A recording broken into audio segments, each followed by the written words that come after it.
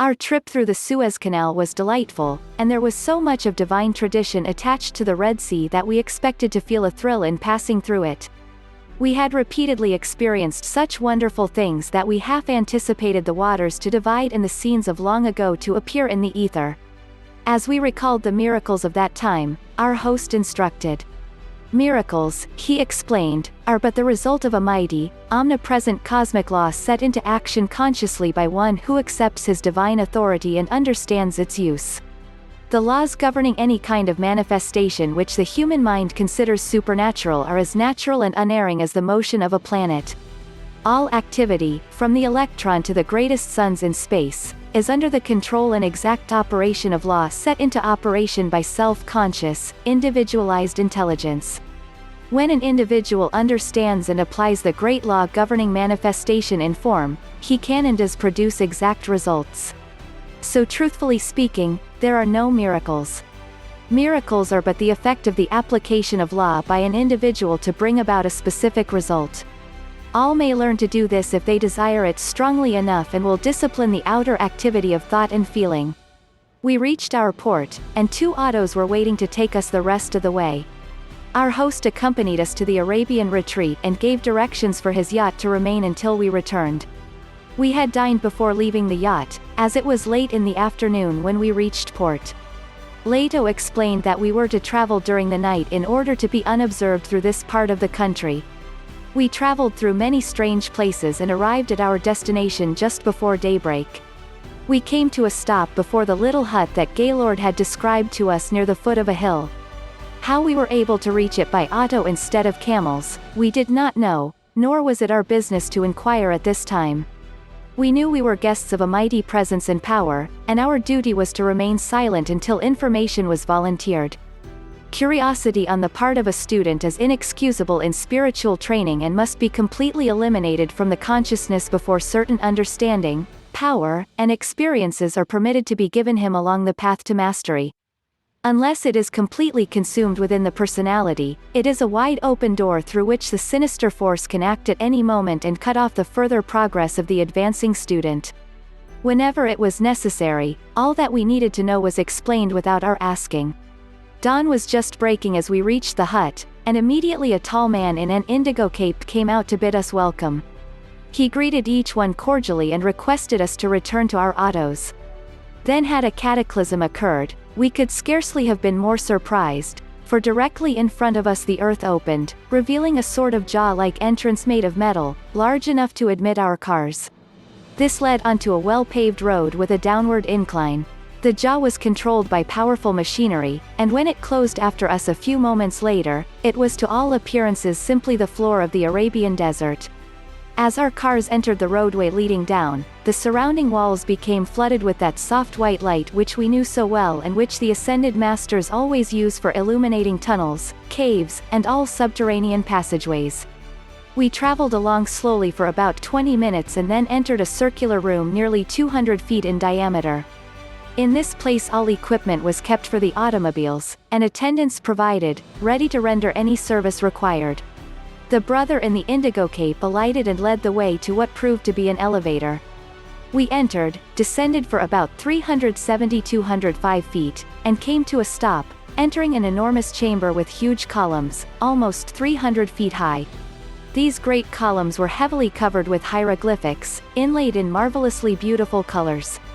We found later that it had been the foyer to a large government building. Our guide led us through this chamber to a great arched doorway that opened at his command, admitting us into another chamber that was beautifully decorated. Its ceiling was arched and very ornate, supported by a single colossal column in the center. This second room must have been at least 200 feet each way. The brother of the indigo cape broke the silence. "This is one of our principal council chambers," he explained, "which we often use as a banquet hall. Beloved sisters and brothers, you who are not yet formally admitted members of our order are the first students ever admitted to this very ancient retreat without having been fully accepted into the outer activities of this branch of the Great White Brotherhood. But I assure you, your credentials are quite sufficient." With these words he threw back the cowl of his cape, and our blessed master Saint Germain stood before us. We were thrilled, and felt immediately quite at home. You will now be shown to your quarters, and after having refreshed yourselves and donned your seamless robes, come to me here." A youth and maiden appeared and showed us the way to our rooms. Later, when we returned to the council hall, a number of the brothers had already arrived and were talking to beloved Saint Germain. In 7 days, he explained, an international council of the Great White Brotherhood is to be held in this retreat. The greatest of our members will be here, as this kind of council is only called every 7 years. On this occasion you will be made members of the outer body as well as the inner. Please be seated, for I wish to give you information concerning the city you are now in." He then gave us another wonderful discourse, and it made us marvel at what a place of wonders this earth is, let alone the rest of the universe. At one time, he explained, this city was at the surface of the earth. Certain of the ascended masters knew a cataclysm was threatening, and 206 sealed a portion of it for future use. In the catastrophe that followed, it sank deep below the original level and was filled in and covered over by the sand from the surrounding land, which had become a desert. The tops of the highest buildings are in some places fully 125 feet beneath the surface. Air passages have been kept open and always give perfect ventilation. Within this subterranean city have been perfected some of the most wonderful achievements in chemistry and invention the outer world has been privileged to receive. Whenever this has occurred, some worthy man or woman has been found through whom the world has been privileged to receive these blessings. There is here much of vital importance ready to be brought forth for the use of humanity when it is the part of wisdom in the judgment of the ascended masters to give it out. Again, there will be another great cataclysm that will rend the surface of the earth, removing from further self-created destruction those human beings who have the ignorance and presumption to say there is no God. Those who are so bound by their self-created darkness that they destroy the very symbols on earth of what is good, true, uplifting and enlightening, must, because of the very darkness of their own minds, be prevented from creating any further discord upon this planet and from influencing others by their own mistaken concepts of life. Whatever and whoever denies God, the source of all life and light, can only exist as long as the energy which they have already received can sustain them. Because the moment an individual, group, or nation denies the very source of life, that instant the inflowing stream of life energy is cut off, and it can only continue to function until the force which has already been accumulated becomes exhausted. The collapse and self-annihilation of these is inevitable. Denial of life and light cuts off the sustaining energy, while acknowledgement of life and light releases it and lets it flow through the body and mind that makes the acknowledgement. The great law governing all form, or the law of cause and effect, tolerates man's iniquity to man only so long. When that iniquity is directed to the Godhead, or source of life, retribution is swift and certain. There is an automatic purifying and balancing process within all life, and when any outer activity opposes itself to the cosmic law of forward motion and ever-expanding perfection which is always pressing from within outward, then the hour arrives when all opposition is swept aside and annihilated by the onward-moving impulse within life itself. When those ruling a nation turn from God, destroying all that calls attention to the light of Christ, it means the end of that government and group is close at hand, because it causes a certain cosmic activity to be released upon the planet which sweeps them out of existence. The human intellect acquires many peculiar kinks in its thinking, and one of the most disastrous of these is the activity of human consciousness that refuses or forgets to love and thank life, the mighty I Am presence, for the blessings life is constantly bestowing upon mankind in this earth. The average human being lives life after life without once loving or thanking his own mighty I Am presence, for the energy which flows ceaselessly through his mind and body, for the substance he uses in his body and world, or for the hundreds of good things by which he is constantly surrounded, which he uses and enjoys, and yet gives nothing of himself in return. Many people carry a feeling of personal grudge against life, blaming it for their suffering and failures, when even a very small amount of gratitude and love poured out to the I Am presence within each human heart would transmute every discord into peace and love, releasing the perfection of life into the outer activity of the individual. Human beings find plenty of time to love dogs, cats, food, clothes, money, diamonds, people, and 1,001 things, but it is very rarely that an individual takes even 5 minutes out of a lifetime to love his own divinity, yet he is using every second its life and energy by which to enjoy those things. Even those who think they love God give almost no acknowledgement to the mighty I Am presence within themselves, and no gratitude goes up to it for the good things that come to them in life. It is not that we should not pour out love to things in the outer activity, but we should certainly love the divinity within first and more than any 208 outer thing or personality. It is this very life and consciousness by which we exist. Happiness cannot exist except when love is pouring out. This is life's law. When people are loving something or somebody, they are happy. Even a miser is happy when he is loving his gold, because he is pouring out a feeling of love to the thing he tries to hold. What he is really trying to hold is happiness, but he does not realize that the feeling of happiness is not contained in the gold, but is in the pouring out of love from himself. In that outpouring he lets life flow uninterruptedly and harmoniously. However, having received all good we ever used from the mighty I Am presence, which builds each physical body, the first and greatest outpouring of our love belongs always to our own individualized flame of God, the mighty consciousness of life within us, which enables us to acknowledge our own existence and source of all life when we say, I Am. 1 in those words is all of God, and nothing in human experience is really important but all of God. When the individual accepts, acknowledges, and feels all of God, he is happy, he has all good, and then he lives in the Father's mansion. Is it possible for anything to be more important or greater than all of God? Only with the understanding and feeling of this can mankind break the chains of self-created limitations. Now you must rest, and then it will be my privilege to escort you through this underground city, where you will see the brothers at work. I make but one request, that no detail of this work be revealed without permission from the highest master in charge. He bade us good night, and we went to our quarters. These had been constructed similar to the Greek and Roman type of architecture, yet they were far older.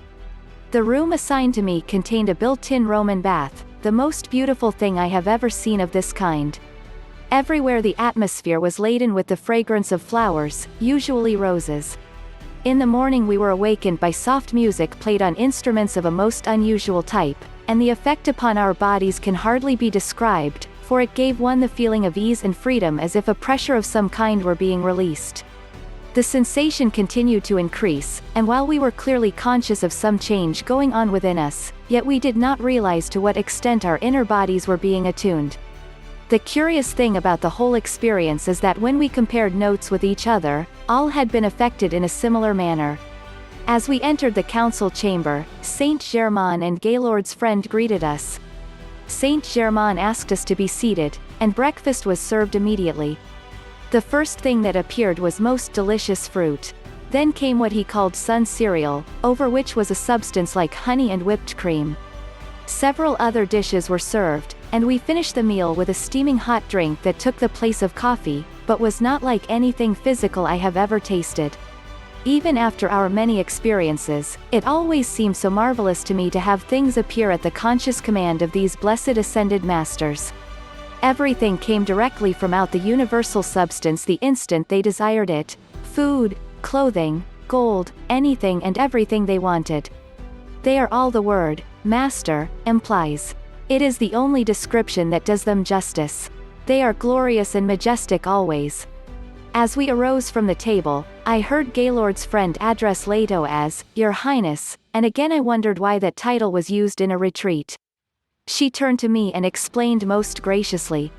My brother, whom you have met, inherited the title of Prince Rexford, and I that of Princess Louise. Mine has clung to me through the years for no particular reason. That is why I am often addressed as, Your Highness. Forgive my curiosity, I replied, as I realized how keenly aware of my every thought and feeling these ascended masters were. Come, said Saint Germain, we shall go first to the television chamber. We followed him and soon came to a great circular chamber. In the center of the room stood an enormous reflector surrounded by a maze of electrical apparatus, at one side of which was a large dial. This room, said Saint Germain, is insulated in a special way which enables us to make observations of very great accuracy. By means of this instrument, through focusing the dial upon any given point on the surface of the Earth, we can see instantly any place or activity occurring at any distance. Notice, I shall direct it to New York. He turned the dial, and we saw as clearly as if we had been in Manhattan the Grand Central Station, Fifth Avenue, and the Statue of Liberty. Then turning the dial to London, we were shown Trafalgar Square, the Houses of Parliament, the British Museum, the Bank of England, and the River Thames. He turned it again and we saw Melbourne and Yokohama, and we were able to observe everything as clearly as if physically present. This wonderful instrument, he continued, has been in use in this retreat for more than 100 years. Come now into the adjoining room. It is the radio chamber. Notice the intense stillness. The walls, floor and ceiling are covered with a precipitated substance that makes it absolutely sound and vibration-proof. He stepped to the instrument that stood in the center of the room and directed it to New York. We immediately heard the sound of the traffic, and as we listened more closely, we could hear clearly and distinctly the conversation of individuals passing on the street. Distance made no difference. This instrument, he said, will soon be in use everywhere. Now let us go to the chemical laboratory where some of the brothers are at work upon many wonderful inventions. Here, ways have been discovered to counteract destructive gases, chemicals, and activities of various kinds that the sinister force in its unfortunate pawns might try to use against humanity, for it is positively known in certain quarters that feverish efforts are constantly being made to produce various substances that are of a very destructive kind. The brothers in this retreat work to neutralize all such activity. When misguided members of mankind discover a more than ordinarily destructive agent, the chemist making such experiments always loses his body when his diabolical work reaches a certain point, for the destructive quality he desires to use upon the body of mankind reacts upon his own. Next we visited the cosmic ray chamber. This room, explained Saint Germain, is lined with pure metallic gold. The brothers of certain advancement who work here are taught how to distinguish the difference between the various rays and to direct and use them for stupendous good. The great ascended masters are constantly watching in the world for those students whose attainments will permit them to take up this work. When Bob understood this phase of their activity, he became most enthusiastic. "I would love to serve in this manner," he exclaimed. "We shall see," said Saint Germain as he smiled knowingly. Among those who are working in this room, there are 7 of the brothers and 3 of the sisters who are just completing their training in the use of these rays. At the coming council they will be allotted their field of service in using this activity for which training in many lives has fitted them. Now we shall visit the Chamber of Art, where 20 of the brothers and 10 of the sisters are being trained in a new kind of art which they will bring forth into the outer world. They are being instructed concerning the secret of imperishable colors and shown how to produce them. Within the next 20 years this form of art will find its way into the life of humanity, and bring with it a tremendous uplift. From here we shall go to the Chamber of Music. It is a most beautiful place I assure you, and the perfection of the instruments is truly remarkable. Saint Germain led the way, and we entered with great anticipation. This is a new metal for band instruments, he continued, showing us certain alloys, which gives an unbelievably delicate tone. Here are 3 new materials for making violins. As you will see, one looks like mother of pearl, one like frosted silver, and one like Roman gold. The musical instruments of the new age will be made of materials like these. One of the brothers played these instruments for us, and human ears have never been blessed by more beautiful sounds. Each was distinctly different, but all were so beautiful there seemed hardly any choice between them. In rooms adjoining the Chamber of Music, beautiful musical compositions were being written and prepared so the brothers could project these magnificent harmonies into the consciousness of musicians working in the outer world. Some of these brothers, said Saint Germain, will come into the outer activity and work in the capacity of teachers, while others will serve from the invisible side of life. We are now entering the Chamber of State. Here training is given in the higher forms of statecraft and national government. Some 40 of the brothers are being trained, as you see, in the right use of this knowledge, and are also being shown how to project it to others who are already in official positions, that is, wherever the sincerity of the official will permit.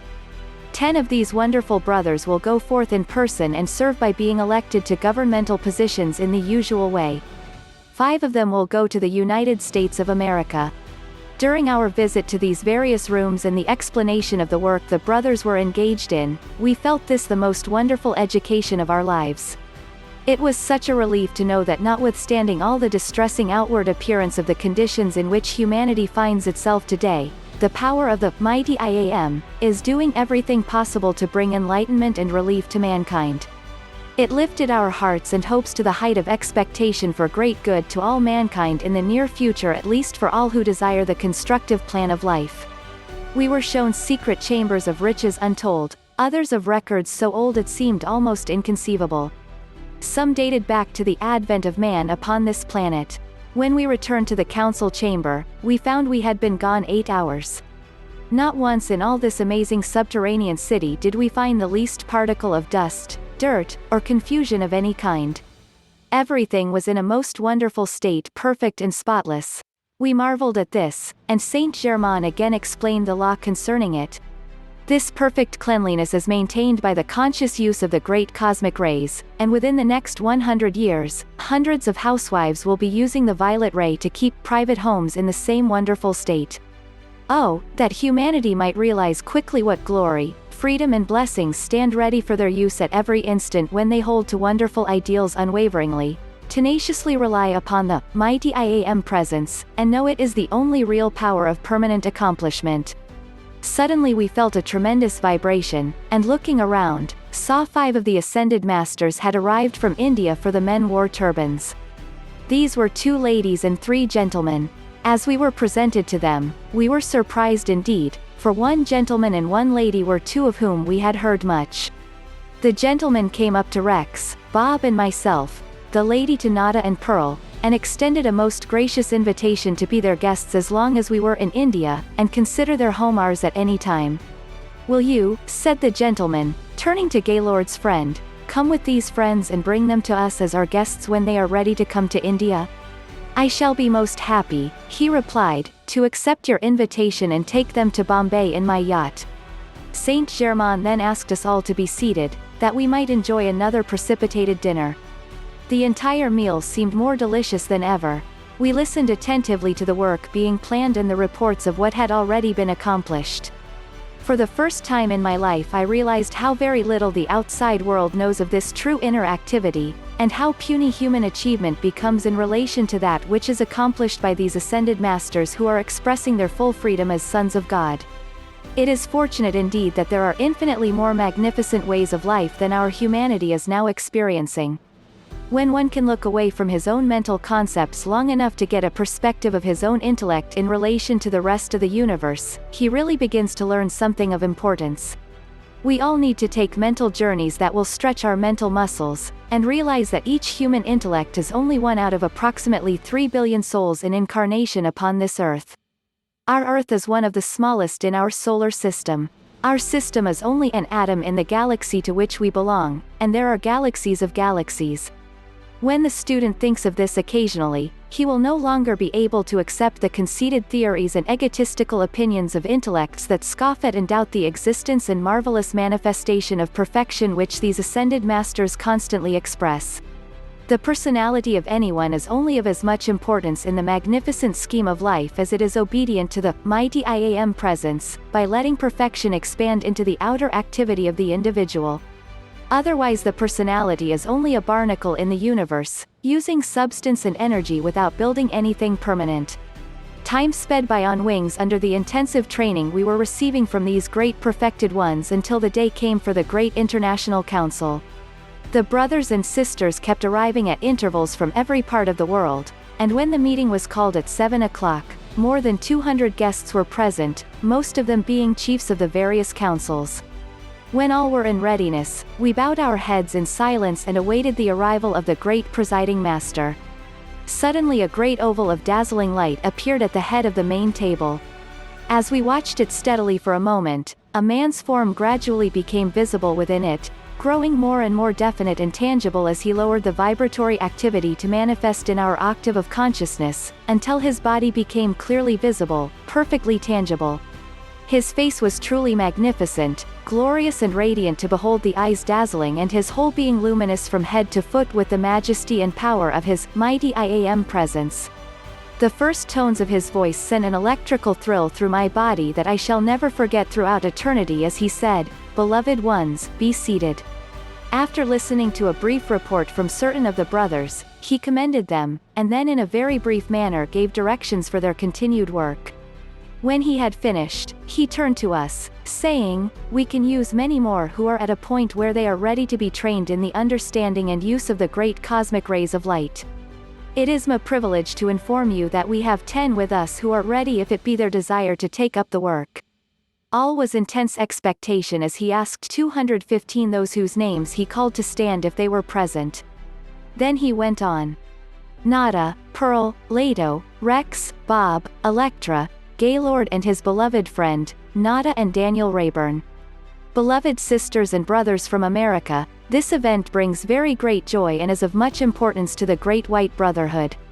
You are to be congratulated, as well as the Brotherhood, that this has become possible.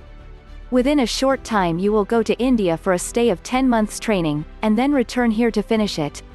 You will be instructed in the use of these mighty rays, and through their use, you have an opportunity to give a transcendent service. On the 4th day from today, you will return to Alexandria, and there Electra will join the party. From thence, journey at your convenience to Bombay. Your beloved host will conduct you to your destination. Is there the slightest objection on the part of anyone chosen for this work? If so, speak now. We all joyously accepted and expressed our gratitude for the opportunity to serve in this way to the best of our ability. There was a great deal more under consideration at that time which was of great importance, but I have not permission to record it here. The meeting finished, and we spent an hour meeting the other members present. Our friend from India presented us to the presiding master, and I shall never forget the power that shot through my body as I shook hands with him. It seemed as if I were lifted completely off the floor. One of the brothers from South America brought us greetings from Gaylord, whom he had seen 2 days previous. The entire council was a perfect manifestation of great decision, supreme wisdom and limitless activity. Presently, beautiful strains of music were heard in the atmosphere, and all turned involuntarily toward the master. He raised his hands, giving his blessing to all present, and as he did so, he rose from the floor, the oval of dazzling light enfolded him, and he disappeared. Never in all eternity will I ever forget that first visit to the Arabian retreat of the Great White Brotherhood. 4 days later we left this marvelous haven of peace, light, and wisdom, with the love and blessings from all its members whose loving service to the Great I Am Presence, in themselves and in all humanity is the most wonderful activity in life's experience. We made the trip back to the coast of Arabia by night, where the yacht awaited us, and a few moments after we went aboard, we were gliding swiftly through the Red Sea on the wings of the night. The next morning we breakfasted on deck in order to watch the sunrise, for in that part of the world, it is truly a most glorious spectacle. The evening of the 2nd day we arrived at Electra's home in Alexandria and found she was fully aware that she was to serve with us in using the great cosmic rays of the light of God that never fails.